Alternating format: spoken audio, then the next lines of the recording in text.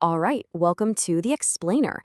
Today, we're diving into a story from 7th century Arabia about a treaty that honestly looked like a complete and total surrender. I mean, it seemed like a moment of absolute humiliation.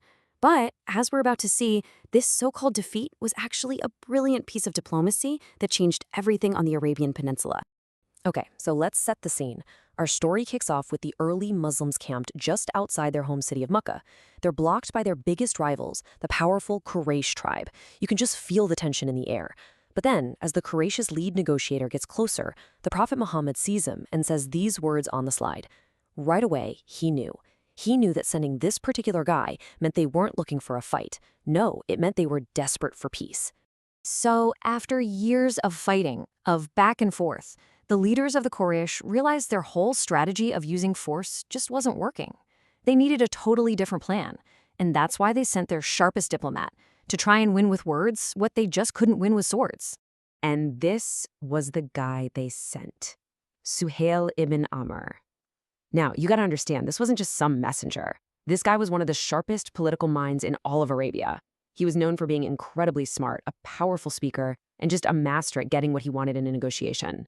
The Quraysh sent him for one reason. They fully intended to win this diplomatic showdown. So the moment they sit down to actually write out this treaty, Suhail goes right on the attack. And his first two demands, they weren't about land, they weren't about money. No, they were aimed right at the heart of the Muslims' identity and their core beliefs. It all started with the very first words on the page. The scribe begins with the traditional Islamic opening, in the name of Allah Ar-Rahman Ar-Rahim, which means, the most beneficent, the most merciful. But Suhail stops him right there.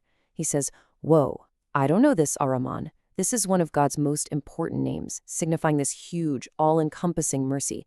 But Suhail rejected it. He demanded they use the older, pre-Islamic phrase, in your name, O Allah.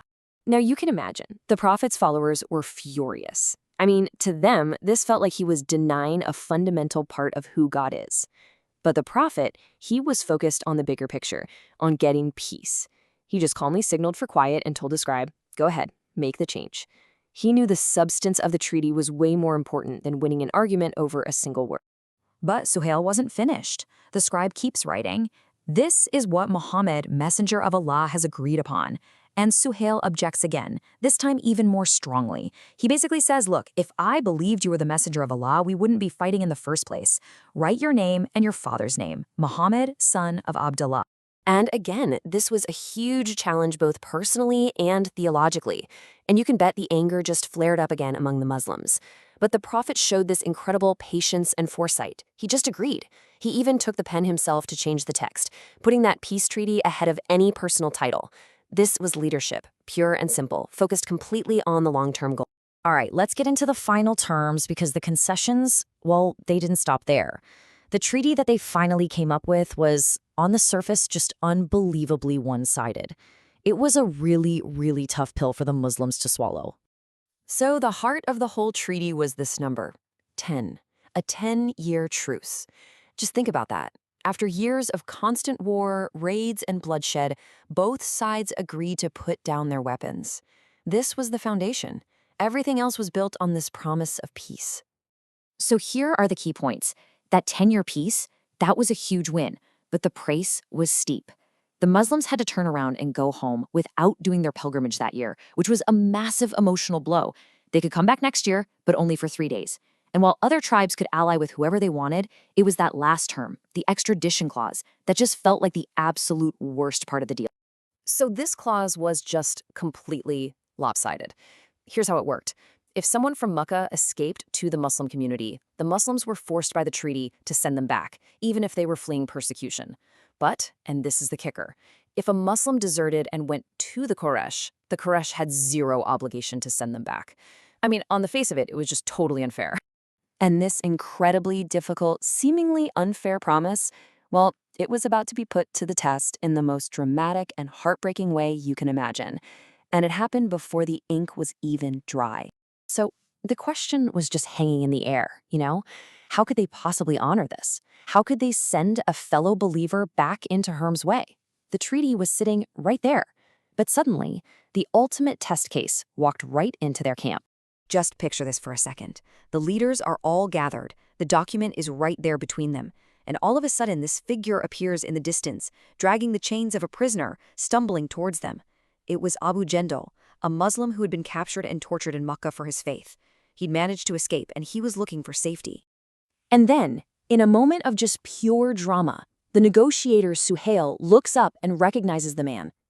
It's his own son, Abu Jandal. He immediately jumps up, grabs his son, and declares, "This is the first person you have to return to me to fulfill your promise." He was demanding his son back, right then and there, based on the clause they had literally just written. Every single instinct of compassion, of justice, it must have been screaming to protect Abu Jandal. But the prophet's word was his bond. Long before he was a prophet, he was known as Al-Amin, the trustworthy one. And to honor the agreement he just made, he made the agonizing decision. He told Abu Jandal he had to go back with his father and just to be patient. To the Muslims in that moment, it had to have felt like a complete and utter defeat. They'd given up their rights, their leader's title, and now they had just sent one of their own back to his captors. But what looked like a day of absolute humiliation was actually the seed of their greatest victory. This timeline here really shows you the long game that was being played. See, the treaty wasn't about winning on that specific day. Phase 1 was just accepting the tough terms, but that led directly to Phase 2, peace. And that peace created the perfect conditions for Phase 3, this incredible, unprecedented growth. Because now the message of Islam could spread through conversation, not conflict. And all of that led inevitably to Phase 4, a total shift in the balance of power. So here's why this was so brilliant. The truce did way more than just stop the fighting. It basically legitimized the Muslim community as a real political power and equal to the Quraysh. Other tribes could now make alliances with them without being afraid. And this is the most important part. With the swords put away, people from both sides could actually mix and talk and do business. For the very first time, people could hear about Islam from Muslims themselves, not just from what their enemies were saying. In fact, the strategic genius of this treaty was so profound that a new chapter of the Quran was revealed soon after. And it didn't call it a compromise or a setback. It called it a manifest victory, a clear and obvious win. So the divine perspective confirmed it. What looked like a loss was in fact the greatest victory of all. And that's really what this whole story leaves us with. It makes us ask a really fundamental question about leadership, about strategy, and about faith. What's the bigger victory? Winning the argument in the moment or winning the entire future through patience? The Treaty of Al-Hudaibiyyah is just this timeless lesson, showing us that sometimes true victory comes disguised as defeat.